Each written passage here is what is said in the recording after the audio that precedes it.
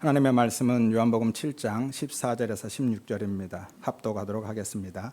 이미 명절의 중간이 되어 예수께서 성전에서 올라가사 가르치시니 유대인들이 놀랍게 여겨 이르되 이 사람은 배우지 아니하였거늘 어떻게 그를 아느냐 하니 예수께서 대답하여 이르시되 내 교훈은 내 것이 아니요 나를 보내신 이의 것이니라.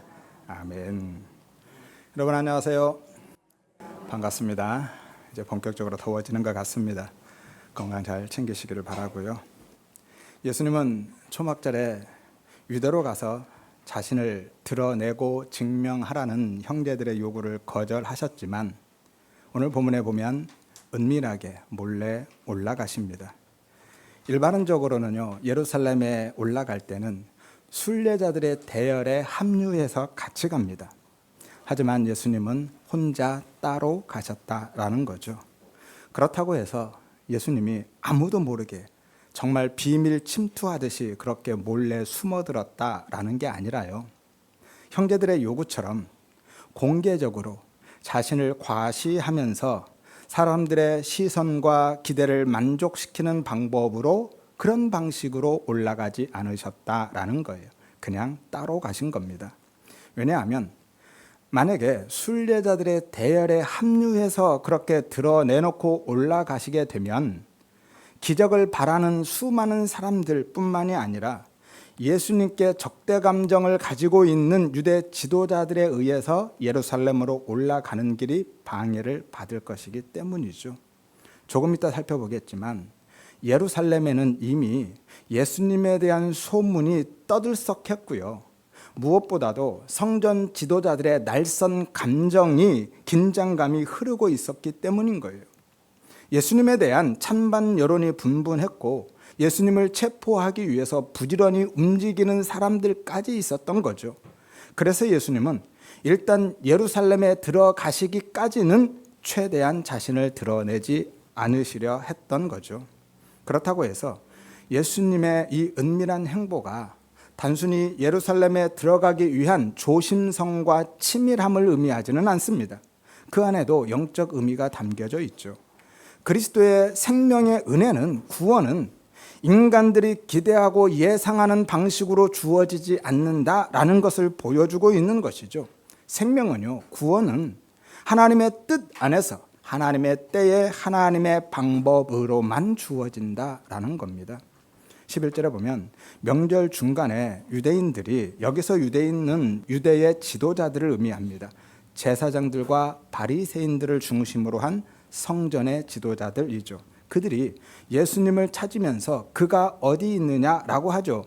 여기서 찾다라는 것은요, 적대적인 움직임을 의미하고 있습니다.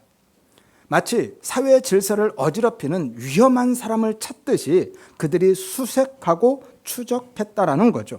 그리고 미완료형을 쓰고 있습니다. 계속 찾은 거예요. 명절 내내 예수님의 행방을 수소문하면서 지속적이고 반복적으로 찾았다라는 거예요. 하지만 그들은 예수님이 하나님이 보내신 메시아임은 부정하고 있었고 거절하고 있었습니다. 27절에 보면 우리는 이 사람이 어디서 왔는지 안다라고 하죠. 그들은 예수님의 부모와 형제들을 알고 있다라는 거예요. 그래서 예수님이 메시아일 수 없다라고 생각하는 것이고 메시아임을 거부하고 있는 거죠. 유대인들은 집요할 만큼 열심히 예수님을 찾았지만 문제는요, 예수님이 누구이신가에 대한 관심은 전혀 없었다라는 거예요. 예수님이 수도 없이 당신이 하나님이 보내신 메시아임을 말씀하셨고 보여주셨음에도 불구하고 유대인들은 아랑곳하지 않고요, 오직 예수님을 제거하기 위해서만, 체포하고 죽이기 위한 목적으로만 예수님을 찾았다라는 거죠. 다음 주에 살펴보겠지만요, 이것이 자기 영광을 구하는 자들의 가장 큰 특징이죠.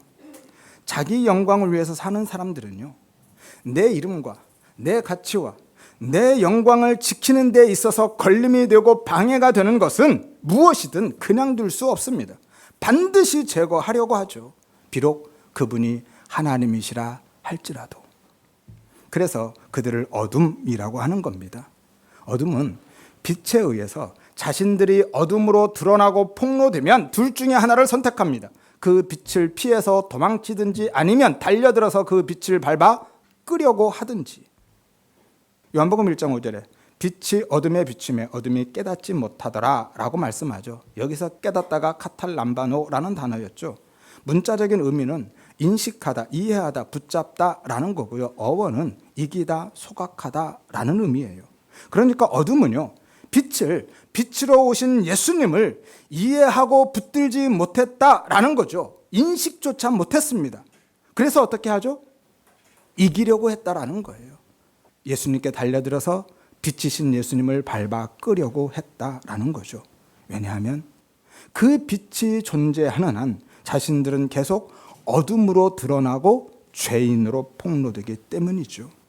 요한복음 3장 19절에서 20절에 빛이 세상에 왔으되 자기들의 행위가 악함으로 빛보다 어둠을 더 사랑했다. 악을 행하는 자는 빛을 미워하여서 빛으로 오지 아니하나니 이는 그 행위가 드러날까 함이다 라고 정확히 말씀하잖아요. 여러분, 절기라는 게 뭡니까? 절기가 뭐죠? 절기는요, 하나님의 구원의 은혜와 그 구원의 언약을 기억하고 기뻐하면서 그 구원과 언약의 실체로 오실 메시아를 기대하면서 예배하는 날이 절기인 거예요. 특별히 초막절은 그 구원의 하나님과 기쁨으로 동거하는 날이잖아요. 그리고 그 초막절의 실체이신 예수님이 지금 그들 앞에 있잖아요. 그런데도 유대의 지도자들은 지금 뭐 하고 있습니까? 초막절 내내 예수님을 찾아서 죽일 생각만 하고 있는 거죠. 초막절에 실제로 오신 예수님을 예배하기 위해서 찾는 것이 아니라 은혜와 생명의 찾음이 아니라 체포와 제거를 위해서 찾았다라는 거예요. 정말 아이러니하지 않습니까? 그들은 초막절의 한 복판에 있으면서도 초막절에 실제로 오신 예수님을 예배하기는커녕 알아보지도 못하고 어떻게든 죽일 생각만 하고 있었다라는 거예요. 그러니까 그들은 지금 초막절을 자신들의 이름과 가치와 영광과 체제를 위한 종교 행위로만 지키고 있었다라는 거죠. 이것이 그들의 외식인 겁니다. 외식이란 것은 말씀드렸죠. 단순히 겉과 속이 다른 것이 아닙니다. 그것이 외식이라면 우리 모두가 다 외식하는 사람이죠. 그렇잖아요. 아침에 출근하기 싫은데 속은 싫은데 겉으로는 할 수 없이 출근하잖아요. 그러면 외식하는 거잖아요. 그러니까 외식이 사전적으로 겉과 속이 다른 의미가 아니라는 거예요. 성경에서 외식은요, 내 영광을 위해서 하는 행위를 외식이라고 합니다.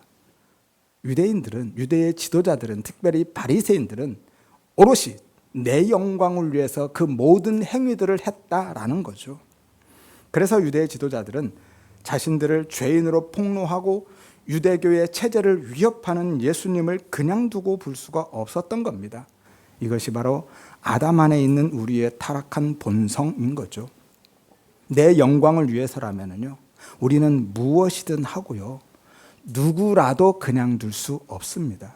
그래서 하나님을 섬기고 율법을 목숨처럼 지킨다고 하고 있는 그들이 오히려 하나님이 보내신 메시아를, 예수님을 죽인 거예요. 바울도 그랬었죠. 사울이던 시절에 하나님을 향한 특심한 그 열심으로 예수를 믿는 성도들을 잡아 죽였고요, 다메섹까지 가서 잡으려고 쫓아갔습니다. 예루살렘에서 다메섹까지는 약 250km 정도 됩니다. 상당히 먼 거리예요. 당시의 이동수단으로는 최소 일주일 정도는 가야만 하는 거리거든요. 그런데 하나님을 향한 그 사울의 열심이 오히려 예수님을 핍박하고 복음을 대적하는 것으로 나타나더라라는 겁니다. 그래서 우리에게 은혜가 필요한 거예요. 은혜가 먼저입니다. 예수를 그리스도로 생명으로 만나는 은혜가 먼저인 거예요.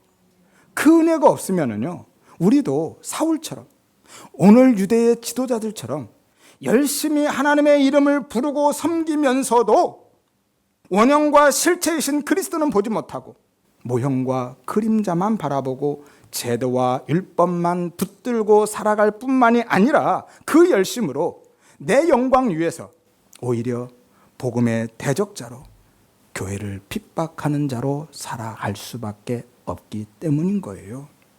따라서 우리 모든 성도님들은 먼저 예수를 그리스도로 만나고 생명으로 경험할 수 있는 그 은혜를 먼저 구하시기를 바랍니다.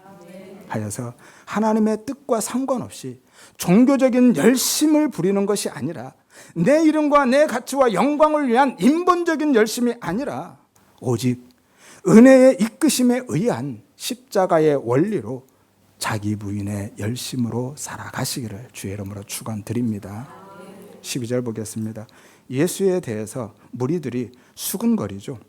그래서 어떤 사람은 좋은 사람이라고 하고요, 어떤 사람은 아니라 그가 미혹하는 자다라고도 합니다. 여기서 수군거리다라는 것은 6장에서 한번 말씀드렸죠. 원래 의미가 투덜대다, 불평하다라는 거였어요. 쉽게 말해서 예수님에 대해서 여기저기서 자기들끼리 난상 토론이 벌어진 겁니다. 예수님에 대한 사람들의 반응은 둘로 나뉩니다. 한편에서는 좋은 사람이다, 다른 한편에서는 아니다, 미혹하는 자다라는 거죠. 여기서 미혹한다라는 것은 옳은 길에서 벗어나게 하고 나쁜 길로 끌어들이는 사람을 미혹하는 자라고 합니다. 그들은 아마도 유대교의 추종자들이겠죠. 그들은 예수님이 분열을 조장하고 사람들을 자기 편으로 끌어들인다라고 생각했던 겁니다. 그래서 유대교와 유대의 공동체와 유대교의 체제 자체를 위협하는 거짓 지도자로 생각했던 겁니다. 이것이 자기 영광을 추구하는 사람들의 전형적인 프레임이죠. 참 진리가 오면은요, 거짓은 자신을 보호하기 위해서 그 진리를 오히려 나쁜 것, 위험한 것, 미혹하는 것으로 몰고 갑니다. 빛이 비치면 어떻게 한다고요? 어둠은 그 빛을 밟아 끄려고 한다니까요. 하지만 예수님에 대해서 호감을 가지고 있는 사람들도요, 공개적으로는 말하지 못합니다. 왜냐하면 유대 지도자들이 두렵기 때문이죠. 13절을 보세요. 그러나 유대인들을 두려워함으로 드러나게 그에 대해서 말하는 자가 없더라 라고 하죠. 여기서 그러나라는 것은 멘토이라는 단어인데요, 역접이 아닙니다. 역접은 알라라는 단어가 원래 있어요. 본문의 이 멘토이라는 단어는 그러나가 아니라 그럼에도 불구하고 비록 뭐뭐일지라도 라는 의미입니다. 그들이 그렇게 예수님을 폄하하고 있음에도 불구하고 아무도 그게 아니라고 말하는 자가 없었다라는 거예요. 왜죠? 유대인들이 두려워서, 그들로부터 불이익을 당할 수 있기 때문인 거죠. 이것이 예수를 생명으로 만나지 못한 사람들의 가장 큰 특징입니다. 평소에는 하나님을 사랑하고 예수님을 잘 믿는 것처럼 보이지만 자신의 손해와 불이익 앞에서는요, 주님 편에 혹은 진리 편에 서지 못하는 거죠. 진리에 대해서 말은 많이 할 수 있는데 그 진리를 삶으로 고백할 수 없다라는 거예요. 진리를 아는 것과요, 진리로 사는 것은 전혀 다른 문제입니다. 다시 말씀드립니다. 진리를 아는 것과 진리로 사는 것은 다른 문제예요. 아무리 잘 알고 있고 많은 말을 해도요, 삶으로 해석되지 않은 신앙은 참된 믿음이 아니라 그냥 지적 동의에 불과한 거예요. 그것을 불신앙이라고 하는 거죠. 따라서 우리 성도님들은 예수를 생명으로 만나고 진리가 내 마음에 새겨지는 그 은혜를 구하시기를 바랍니다. 하여서 예수를 알고 진리에 대해서 말할 뿐만이 아니라 예수를 사랑하고 진리로 사는, 복음이 입술에만 머물지 않고 삶으로 해석되고 드러나는 참된 믿음의 삶을 살아가시기를 바랍니다. 14절에 보면 예수님이 명절 중간에 성전에 올라가서 가르치시죠. 예수님이 드디어 공개적으로 등장하십니다. 초막절 중간이라고 하는데요, 초막절에 약 3, 4일 정도 지났을 때, 초막절이 절정에 달했을 때죠, 예수님이 성전에서 가르치십니다. 여기서 성전은요, 성전의 뜰을 의미합니다. 그리고 그 성전은 율법과 유대 종교를 상징하고 있고요. 그런데 예수님은 그곳에서 말씀을 계속 가르치고 계셔요. 여기서 가르치다도 미완료 시제거든요. 지속적이고 반복적으로 가르치고 계셨다라는 거예요. 예수님이 성전에서 말씀을 가르치심으로써 무너질 옛 성전에서 참 성전이신 자신을 그렇게 드러내고 계신 거죠. 형제들이 요구했던 능력 행함의 방식이 아니라 진리의 말씀으로 당신이 메시아임을 나타내시면서 이제는 율법의 옛 성전의 시대가 끝났고 복음의 새 성전의 시대가 도래했다라고 선언하고 계신 거예요. 이것이 이사야가 예언한 종말의 성전의 성취인 거죠. 이사야서 2장 2절에서 3절에 말일에 종말이죠. 여호와의 전에 산이 굳게 설 것이고 만방이 그리로 몰려들 것이다. 많은 백성이 가며 이르기를 오라 우리가 여호와의 산에 오르며 야곱의 하나님의 전에 이르자. 그가 그의 길을 우리에게 가르치실 것이라 우리가 그의 길로 행하리라 하리니 이는 율법이 시온으로부터 나오고 여호와의 말씀이 예루살렘으로부터 나올 것임이라 라고 말씀하죠. 오늘 예수님이요 예루살렘 성전에서 하나님의 말씀을 가르치심으로써 이 말씀이 성취된 거예요. 예수님이 성전에서 율법을 새롭게 해석해 주심으로써 무너질 옛성전, 아니 이미 무너진 옛성전에서 복음과 진리의 참 성전으로 우뚝 서신 겁니다. 2장에서 성전을 심판하심으로써 율법의 옛성전은 이미 무너진 거예요. 2장의 사건이 단순히 성전 정화나 성전 청결 사건이 아니라 말씀드렸죠. 2장에서의 그 사건은요 성전에 대한 심판 사건이었고 파괴 사건이었습니다. 따라서 예수님의 가르침은요 성전의 지도자들 입장에서는 율법과 성전에 대한 유대교 체제 자체에 대한 부정과 도전으로 여겨졌습니다. 왜냐하면 그들은요 특별히 바리새인들은 율법이 이동식 성전이라고 생각했고요 율법을 지키는 것이 곧 성전의 모든 제사를 대체하는 새로운 계명이라고 생각하고 있었거든요. 그리고 무엇보다도 그들 자신이 그 율법을 맡은 자들이잖아요. 율법을 맡은 자신들이 바로 성전의 기능과 역할을 대신하고 있다고 생각했기 때문에 그 성전을 부정하고 있는 예수님은 자신들의 체제 자체, 자신의 존립 자체를 위협하는 존재로 여겨진 겁니다. 그러니 그들이 예수님을 율법의 새로운 계시로 혹은 진리의 참 성전으로 받아들일 수 있겠습니까? 불가능하죠. 그래서 예수님이 메시아임을 부정하고 거부할 뿐만이 아니라 그토록 집요하게 예수님을 잡아 죽이고자 했던 거죠. 15절에 예수님의 가르침에 대한 유대인들의 반응을 보면 잘 알 수 있습니다. 그들이 어떻게 반응하고 있어요? 깜짝 놀라고 당혹감을 감추지 못하죠. 15절 보세요. 유대인들이 놀랍게 얘기하되 이 사람은 배우지 아니하였거늘 어떻게 글을 아느냐라고 하죠. 여기서 글이라는 것은요 문자적인 의미가 아닙니다. 학문을 의미해요. 율법에 대한 전문 지식과 그에 대한 신학적인 이해까지 포함하는 것이 이 글입니다. 그리고 배우지 않았다라는 것은 율법을 공인된 랍비를 통해서 배우지 않았다라는 거예요. 예수님이 글을 모른다라는 이야기가 아니라 율법을 공인된 랍비를 통해서 전문적으로 배운 사람이 아니다라는 거죠. 당시에는요 지금처럼 공교육이 없었고요 일반적으로는 가정에서 부모로부터 성경을 배웠고 혹은 회당에서 율법 교육을 받았습니다. 그리고 전문적인 교육은요 공인된 랍비 학교가 따로 있었어요. 랍비 학교를 통해서 배웠는데요 팁을 하나 드리면 랍비 학교는 3단계가 있습니다. 1단계는 토라를 그러니까 율법을 암송하고 성경을 읽는 기초 교육이죠. 어린 시절에 교육을 받습니다. 대부분 여기에서 끝나요. 그런데 여기를 지나가면 2단계가 있습니다. 그 율법을 단순히 읽고 암송하는 게 아니라 율법을 해석하고 율법을 가지고 토론하는 데까지 나아가죠. 그리고 율법에 대해서 질문하는 훈련도 받습니다. 이것이 심화 과정인데요. 극소수만 이 심화 과정 2단계까지 진입하고요. 그리고 마지막 3단계는 몇 안 되는 사람만 들어가는데요. 랍비 제자 교육입니다. 특정한 랍비 밑에 들어가서 그 랍비의 해석 방법을 그대로 배워서 그가 다음 랍비가 되는 거죠. 당시에 가장 대표적인 랍비 학교가 2개가 있었는데요. 하나는 힐렐 학파고 하나는 샴마이 학파입니다. 이 두 학파가 양대 산맥을 이루고 있었죠. 힐렐 학파는요. 힐렐, 찬양하다, 빛나다 혹은 밝히다라는 의미이고요. 어근이 잘 아시는 할랄이에요. 할렐루야 들어보셨죠? 할랄과 여호와의 합성어입니다. 여호와를 찬양하라라는 거죠. 이 힐렐 학파는 비교적 온건했습니다. 그리고 율법을 넓게 혹은 유연하게 적용했고요. 자비와 긍휼을 강조했습니다. 이 힐렐 학파에서 배운 대표적인 사람이 잘 아시는 바울이죠. 바울이 힐렐 학파 출신입니다. 성경에 보면 바울이 어느 문화 사람이라고 해요? 가말리엘 문화 사람이라 하죠. 이 가말리엘이라는 사람이 힐렐 학파의 대표적인 랍비거든요. 당시의 최고 수준의 신학자였죠. 반면에 샴마이 학파는 이름 그대로 매우 엄격했습니다. 샴마이라는 뜻이요 엄격한 자라는 의미거든요. 그래서 율법을 매우 좁게 해석했고요. 문자적으로 적용했습니다. 또한 철저하게 규정 중심이고 배타적이었죠. 당시의 모든 가르침은 이 둘 중 하나의 해석을 따르고 있었습니다. 따라서 누구 밑에서 배웠느냐가 중요했거든요.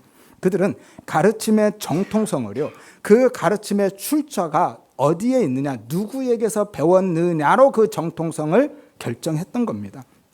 그런데 예수님은 그들이 볼 때는 가르침의 출처가 전혀 없거든요. 뿐만이 아니라 그 가르침, 예수님의 가르침이 자신들의 가르침과는 전혀 달랐던 거예요. 이것은 예수님의 가르침이 매우 깊고 심오했다는 의미도 있지만 무엇보다도 그들의 가르침과는 질적으로 혹은 차원이 달랐다는 거예요. 거기에 강조점이 있습니다. 그들은 지금까지도 한 번도 들어보지도 못했던 해석과 가르침을 예수님이 하고 계셨다라는 거예요.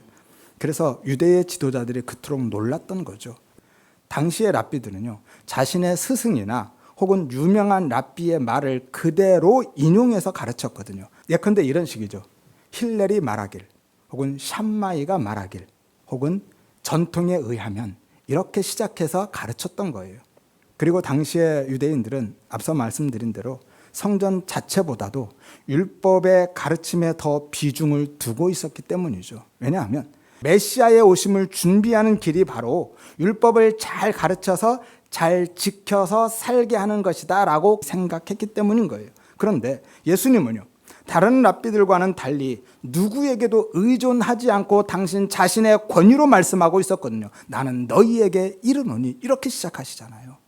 그리고 그럼에도 불구하고 예수님이 성경을 정확하게 해석할 뿐만이 아니라 전문적인 랍비조차도 깨닫지 못했던 깊은 의미까지도 풀어서 설명해 주고 계시거든요. 그런데 그게 어떻게 가능하죠? 예수님은 하나님으로부터 보냄을 받았기 때문인 거죠. 16절을 보세요. 내 교훈은 내 것이 아니라 나를 보내신 이의 것이다 라고 하죠. 예수님은요, 사람에게 배워서 아시는 분이 아니라 하나님께 보냄을 받은 분이기 때문에 아시는 거예요. 가르침의 출처가 하나님이신 거죠. 하나님으로부터 말씀을 직접 가져오신 분이시고 정확히는 말씀 자체로 오신 분이 예수님이시잖아요. 마태복음 7장 28절에서 29절에 예수께서 이 말씀을 가르치시며 무리들이 그의 가르침에 놀라니, 이 놀라다라가 충격을 받아 정신을 잃다 혹은 공황에 빠지다 라는 의미거든요. 예수님의 가르침이 얼마나 놀라웠는지 정신이 하나도 없을 만큼 공황에 빠질 만큼 그들이 놀랐다라는 거예요. 이는 왜냐하면 그의 가르치시는 것이 권위 있는 자와 같고 그의 서기관들과 같지 않기 때문이다라고 하죠. 여기서 권위가 신적 권위인 겁니다. 그렇다고 해서요, 예수님이 당신의 신성을 사용해서, 그러니까 신적 지혜를 사용해서 성경을 통달하고 계셨다라는 게 아닙니다. 조금 어려울 수 있는 내용인데요, 중요한 내용이라서 간단하게 정리해드리고 가겠습니다. 자세한 내용은 40번째, 40번째 강의를 참조하시면 되겠습니다. 만약에요, 그렇게 되면 예수님이 당신의 신적 지혜를 사용해서 성경을 아셨고 가르쳤다고 하면 예수님은 우리의 대표가 될 수가 없습니다. 누군가를 대표한다라는 것은요, 같은 무리일 때만 가능하죠. 동류이고 동질일 때만 가능합니다. 예컨대 개는 고양이를 대표할 수가 없습니다. 하나님은요, 사람을 대표할 수가 없어요. 그래서 예수님은 완전한 사람으로 오셨고 완전한 사람으로 사셔야만 했던 겁니다. 사람으로 오실 뿐만이 아니라 사람으로 사셔야만 하는 거예요. 우리를 대표하시기 위해서. 예수님은 분명히 완전한 하나님이셔요. 하지만 그것은요, 우리를 대표하기 위한 것이 아니라 우리를 대신하기 위함이에요. 누군가를 또는 무엇을 대신한다라는 것은요, 최소한 동급 이상의 자격과 가치가 있어야만 하거든요. 그런데요, 전 인류 역사를 통틀어서 왔다가는 모든 하나님의 백성들을 누가 대신할 수 있겠냐고요? 사람은 대신할 수가 없습니다. 왜냐하면 가치가 동일하잖아요.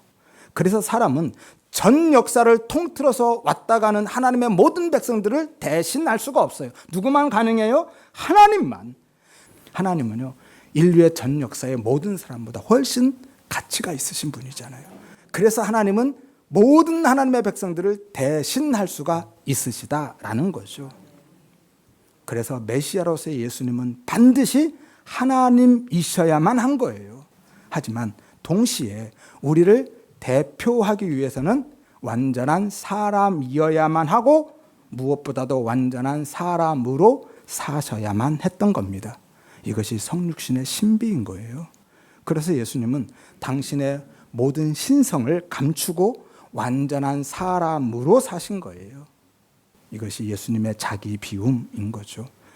빌립보서 2장 6절에서 7절에 그는 근본 하나님의 본체시나 하나님과 동등됨을 취할 것으로 여기지 아니하시고 오히려 자기를 비워 종의 형체를 가지사 사람과 같이 되셨다라고 하죠. 여기서 비우다가 케노라는 단어인데요. 텅 비게 하다, 힘을 빼다, 영향력이 없게 하다라는 의미예요. 예수님이 신성을 버렸다라는 게 아닙니다. 예수님은 신성을 버리시면 안 돼요. 그러면 우리를 대신할 수가 없거든요. 예수님은 하나님이시고 신성을 그대로 가지고 계십니다. 다만 어떻게 하셨다고요? 그 신성을 감추셨다고요. 내려놓으시고 사용하지 않으셨다라는 거예요. 제한하셨다라는 거예요. 그리고 철저하게 전적으로 하나님만 의존해서 아들로 사신 거예요. 그래서 어려서부터 예수님이 성경을 배우셨잖아요. 만약에 예수님이요, 당신의 신성을, 신적 지혜를, 전지성을 사용하셨다면, 감추지 않으셨다면 성경을 배울 필요가 없으시죠. 그래서 예수님은 당신의 신성을 그렇게 감추시고 어떻게 성경을 아셨어요? 배우실 뿐만이 아니라 무엇보다도 성령님을 통해서 말씀을 깊이 그리고 정확히 깨달으셨다라는 거예요. 누가복음 4장 18절에 주의 성령이 내게 임하셨으니 이는 가난한 자에게 복음을 전하게 하려고 내게 기름을 부으셨다라고 말씀하죠. 요한복음 3장 34절에 하나님이 보내신 이는 하나님의 말씀을 하나는 이는 하나님이 성령을 한량없이 주심이라라고 말씀하죠. 예수님은 성령님을 통해서 말씀을 가르치시고 복음을 전하셨다라고 분명히 말씀하고 계시잖아요. 말씀을 전하신 것뿐만이 아니라 행하신 모든 기적과 능력도 마찬가지죠. 당신의 신성을 사용하신 게 아닙니다. 우리는 대부분 그렇게 알고 있죠. 예수님이 신성은 바다 위를 걷거나 능력, 기적을 베푼 것을 신성이라고 생각하고 예수님의 인성은 슬퍼하고 아파하고 배고파하고 화내고 이런 걸 예수님의 인성이라고 생각하는데 그렇지 않습니다. 예수님은 완전한 하나님이시지만 그 모든 사역을 인성으로 하셨어요. 그런데 어떻게 해요? 성령의 능력을 힘입어서. 마태복음 12장 28절에 내가 하나님의 성령을 힘입어 귀신을 쫓아낸다 라고 하시잖아요. 예수님은 그렇게 모든 사역을 성령님과 함께 그리고 성령님을 통해서 하신 거예요. 사도행전 10장 38절에도 하나님이 나사렛 예수에게 성령과 능력을, 이것은 성령 곧 능력입니다, 기름 묻듯 하셨음에 그가 두루다니며 선한 일을 행하시고 마귀에게 눌린 모든 사람을 고치셨다라고 하죠. 예수님은 성령으로 사역하셨습니다. 광야에서도 마찬가지죠. 성령에 이끌리셔서 시험을 당하셨어요. 예수님이 신성을 그대로 가지고 계시고 사용하셨다면요, 마귀의 시험이 될 수가 없죠. 다 하시는데요. 성령님을 통해서 그 시험을 받으시고 이기셨던 거죠. 따라서 예수님은 완전한 사람으로서 우리를 대표하셨고 완전한 하나님으로서 우리를 대신해서 십자가를 지신 겁니다. 여기까지는 이해가 되시죠? 대표와 대신의 의미가 무엇인지, 예수님은 왜 완전한 하나님이시고 동시에 완전한 사람이셔야 했고 무엇보다 사람으로 사셔야만 했는지 매우 중요한 이야기입니다. 이해가 안 되시는 분은 다시 한번 들으시면서 꼭 이해하고 가시기를 바랍니다. 따라서 예수님이 복음을 전하신 것은요, 자신의 지식과 지혜와 경험으로 하신 게 아닙니다. 고린도전서 1장 21절에 세상이 자기 지혜로 하나님을 알지 못한다라고 분명히 말씀하죠. 세상은요, 세상적인 지식과 지혜로는, 경험으로는 하나님의 말씀을 알 수가 없어요. 아무리 많이 배우고 똑똑해도 복음을 전하는 일과는 무관합니다. 아니, 오히려 그것이 방해가 됩니다. 지식 많고 많이 배웠다고 똑똑하다고 해서 성경을 잘 깨달아 알아들을 수가 없다라는 거예요. 오히려 그게 방해된다니까요. 고린도전서 1장 23절에 우리는 십자가에 못 박힌 그리스도로 전하는, 이게 복음이죠. 예수와 십자가. 그런데 유대인들에게는 그 복음이 거리끼는 것이 되잖아요. 율법을 누구보다도 잘 알고 있는 유대인들에게 그 복음이 걸림돌이 된다니까요. 이방인에게는 미련하게 보이고요. 그래서 바울은요, 복음을 전할 때 어떻게 했습니까? 자신의 모든 지식과 지혜와 논리를 다 내려놓고 오직 성령님을 의지하고 성령님만 의존해서 복음을 전한 거예요. 고린도서 2장 4절에 내 말과 전도함이 설득력 있는 지혜의 말로 하지 않고 다만 성령의 나타나심과 능력으로 했다라고 바울이 고백하죠. 자기 지혜로 한 게 아닙니다. 성령님의 능력으로. 여러분이 잘 아시는 D.L. 무디는요, 어떤 사람이었습니까? 구두 판매원이었잖아요. 그런데 세계적인 전도자가 되었죠. 철로역정을 쓴 존 버녀는요, 댐장이었습니다.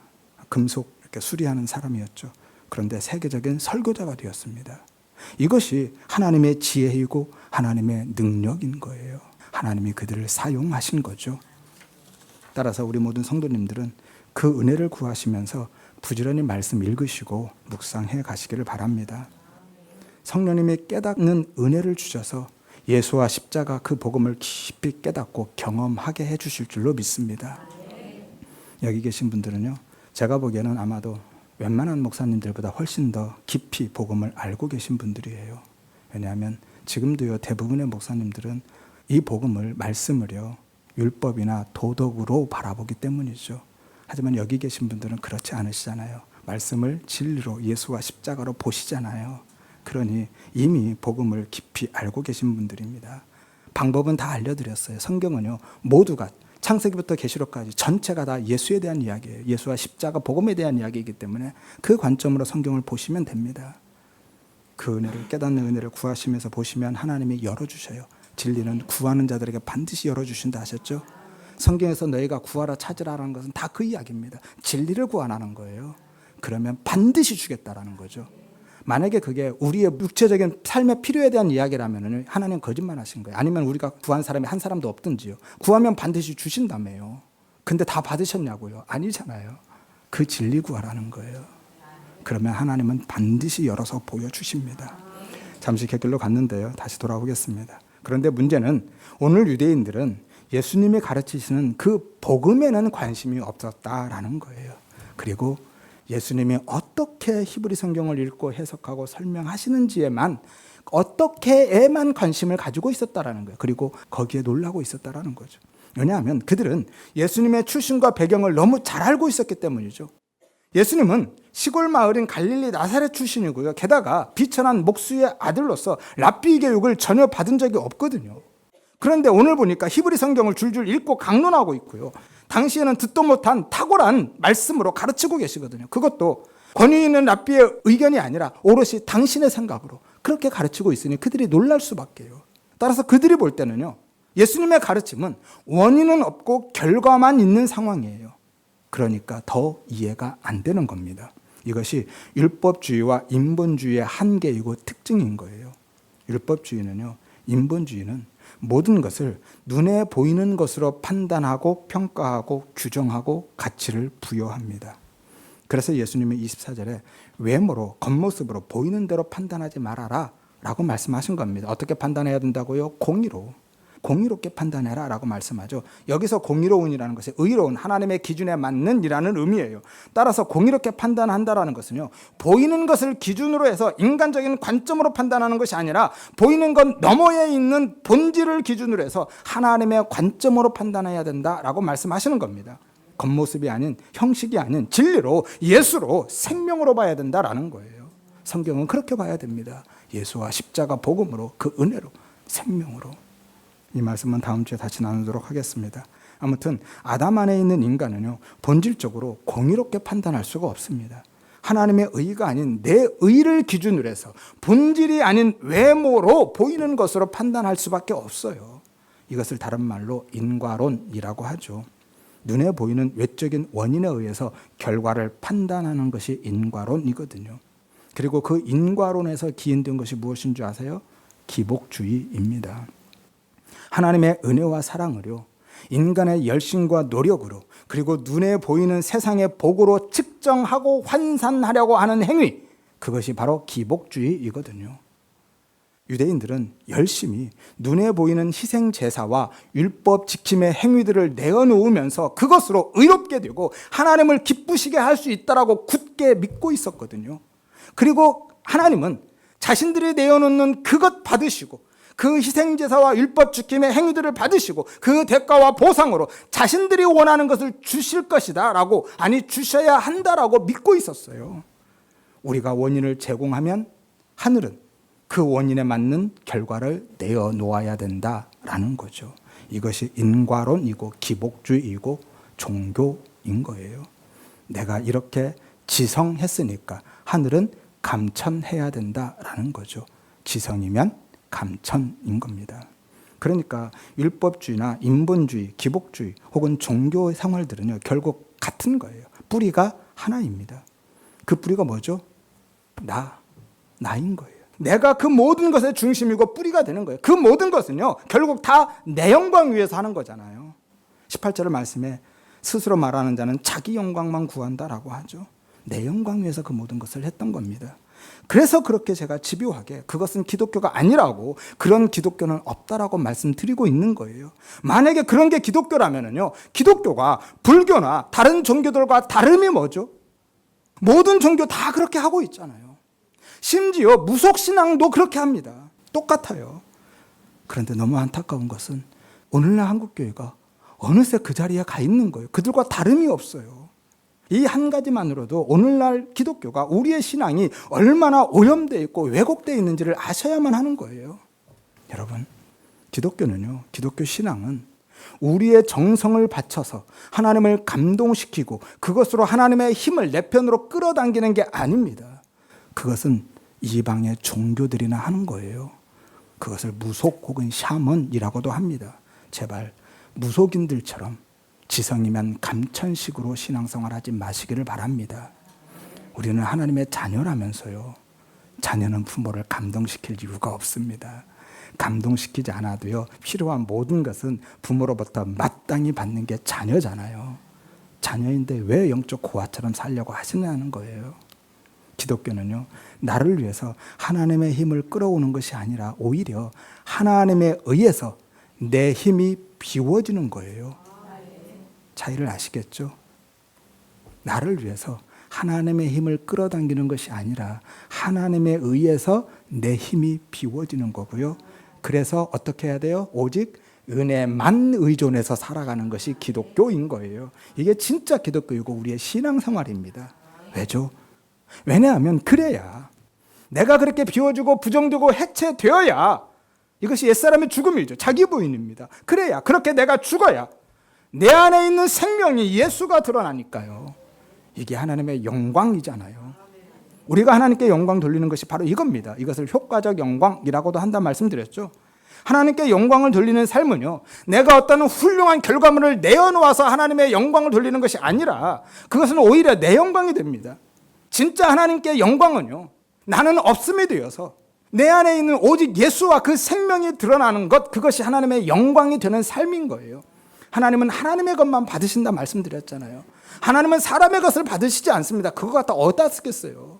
우리가 내어놓은 것은 다 죄밖에 없는데 하나님은 하나님의 것만 받으셔요. 그래서 하나님의 그 영광을 먼저 우리에게 주신 거라니까요. 예수를, 하나님의 영광, 하나님의 발산된 영광의 정점에 있는 예수를 우리 안에 주셨잖아요. 그래서 그 영광을 다시 찾아가시는 겁니다. 하나님은 예수만 받으셔요. 그 예수, 그 생명에 드러나는 것만 하나님의 영광인 거예요. 그리고 그것이, 우리가 하나님의 영광이 되는 것이 우리의 창조와 구원의 궁극적인 목적이기 때문에 그렇게 하시는 겁니다. 에베소 1장 4절에서 6절에 하나님의 창세전에 그리스도 안에서 우리를 선택하시고 예정하셔서 아들이 되게 하셨다. 이게 구원이죠. 이는 왜냐하면 그가 사랑하는 자 예수 안에서 우리에게 거저주시는 은혜의 영광을 찬송하게 하려는 것이라고 말씀하죠. 이게 은혜의 영광이 찬송이 되게 하는 겁니다. 11절에서 12절에 다시 말씀하죠. 우리가 예정을 입어서 그 안에서 기업이 자녀가 되었으니 이게 구원이죠. 이는 왜냐하면 우리가 그리스도 안에서 그의 영광의 찬송이 되게 하려 함이라. 창조와 구원은요, 그 자체의 목적이 있지 않습니다. 하나님이 우리를 구원하시는 것은 그 구원 자체의 목적이 있지 않다니까요. 하나님은 우리를 통해서 하나님을 하나님으로 드러내는, 하나님으로 나타내게 하는 데 목적이 있다라는 거예요. 이게 하나님의 영광인 거예요. 그리고 그 자리가 원래 피조물의 자리이고요, 우리 자리입니다. 인간의 처음 자리인 거예요. 따라서 그때만 나의 옛사람이 죽고 내 안에서, 내 삶에서 예수의 생명만 오롯하게 드러나는 그때만, 내가 그렇게 하나님의 영광이 되는 그때만 우리에게 참된 평화와 안식, 샬롬이 있는 것이고, 그때만 우리가 가장 기쁘고 만족하고 행복한 삶을 살 수 있게 되는 거예요. 그게 원래 우리 자리니까. 그래서 하나님이 계속해서 우리의 힘을 비워내시고 그 은혜만 의존해서 살아가는 자기 부인의 삶으로 밀고 가시고 끌고 가시는 거예요. 이 부분은 다음 주에 다시 나누도록 하겠습니다. 따라서 우리 모든 성도님들은 그 은혜를 구하시기를 바랍니다. 내가 하나님 손 붙들고 끌고 가는 율법적이고 인본적이고 기복적이고 종교적인, 한마디로 부자 지향적인 삶이 아니라 오히려 하나님의 손에 붙들려서 끌려가는, 하나님에 의해서 내 손에 모든 것들이 다 비워지고 인간의 처음 자리, 없음의 자리에 서서 오직 은혜만 의지하고 의존해서 살아가는 자기 부인의 삶의 은혜를 구하시기를 바랍니다. 하여서 오늘 유대인들처럼 인간론으로 판단하고 평가하면서 나를 드러내고 내 가치를 챙겨가는 불신앙적인 삶이 아니라 내 안에서 예수의 생명만 오롯하게 드러나는 하나님의 영광으로 살아가시기를 바라고요. 나아가서 그 생명의 은혜의 풍성함을 누리는 가장 복되고 행복한 삶, 참된 안식과 평화의 삶, 여호와의 샬롬의 삶을 살아가시기를 주의 이름으로 축원드립니다.